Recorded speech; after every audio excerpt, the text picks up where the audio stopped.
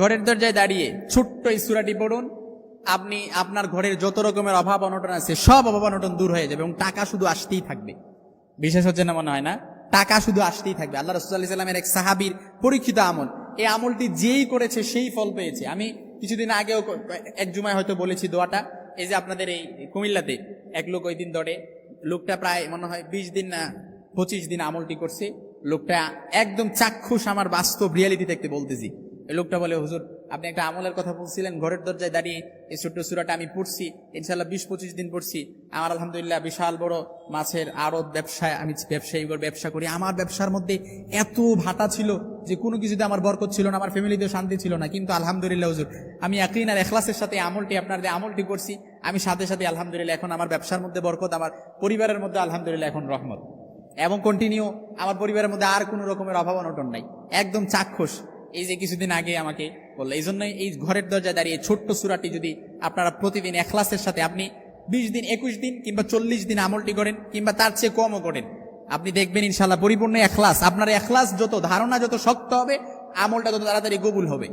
আপনি যদি ইখলাস রাখেন যে আমার আল্লাহ তাআলা কবুল করবে, পরিপূর্ণ ইখলাস যদি বিশ্বাস থাকে, আপনার যত বিশ্বাস ইখলাস যত মজবুত হবে, আপনার ধারণা যত মজবুত হবে, দোয়াটাও তাড়াতাড়ি কবুল হয়ে যাবে। এজন্য ঘরের দরজায় দাঁড়িয়ে ছোট্ট এই সূরাটি 3 বার পড়বেন, যখনই ঘরে প্রবেশ করবেন 3 বার পড়বেন।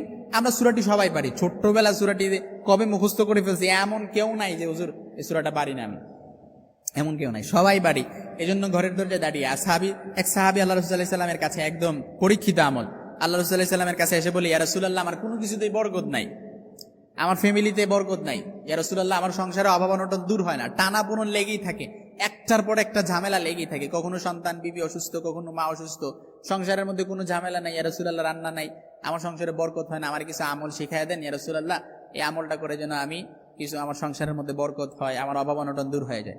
আল্লাহর হাবিব সাল্লাল্লাহু আলাইহি সাল্লাম বলেন, যাও টেনশন করিও না, চিন্তা করিও না, এমন একটা আমলের কথা শিখায় দেব, আজকে যদি আমলটা করতে পারো, তুমি আমলটি যদি কন্টিনিউ করতে পারো, তুমি সাথে সাথে ফলাফল পেয়ে যাবে।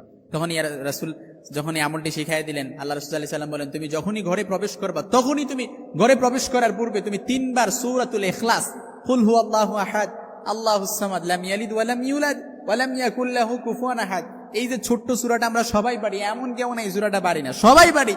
এই সূরাটা পড়ে আপনি যদি 3 বার পড়ে যখনই ঘরের ভেতর প্রবেশ করবেন 3 বার সূরাটা পড়ে প্রবেশ করবেন, তারপর আপনি কন্টিনিউ কিংবা 7 দিন বলেন, 1 সপ্তাহ বলেন, ওই সাহাবী তো 1 সপ্তাহে আমল পেয়ে, ওই সাহাবী 1 সপ্তাহে ফল পেয়েছে। 1 সপ্তাহ পরে ওই সাহাবী এসে বলে, ইয়া রাসূলুল্লাহ আপনি আমলটা শিখাই দিয়েছেন, আমি 7 দিন 1 সপ্তাহ আমল করছি, আমার ঘরে এখন এত টাকা হয়েছে, টাকা রাখার জায়গায় খুঁজে পাচ্ছি না আমি। সুবহানাল্লাহ বিহামদি। এই জন্য আমলটা করেন আপনি, এই যে পরীক্ষিত আমল, যেই আমলটি করেছে সেই ফল পেয়েছে।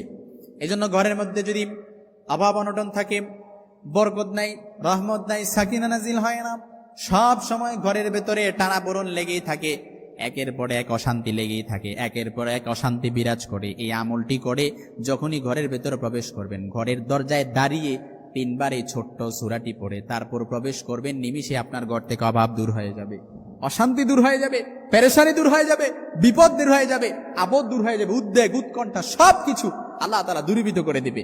এই জন্য আমাদেরকে আমলগুলো বুঝে বুঝে করতে হবে। পরিপূর্ণ ইখলাস রাখেন অন্তরের ভেতর। আপনি যদি এমন কোনো কিছু নাই, আল্লাহ তাআলা কবুল করে না। আল্লাহ বলতে থাকে, আল্লাহ মিন মুস্তাগফিরিন ফাগফির, আল্লাহ আমার কাছে চাও, আমি তোমাদেরকে দিয়ে দেবো, কিন্তু চাইতে তো হবে আল্লাহর কাছে।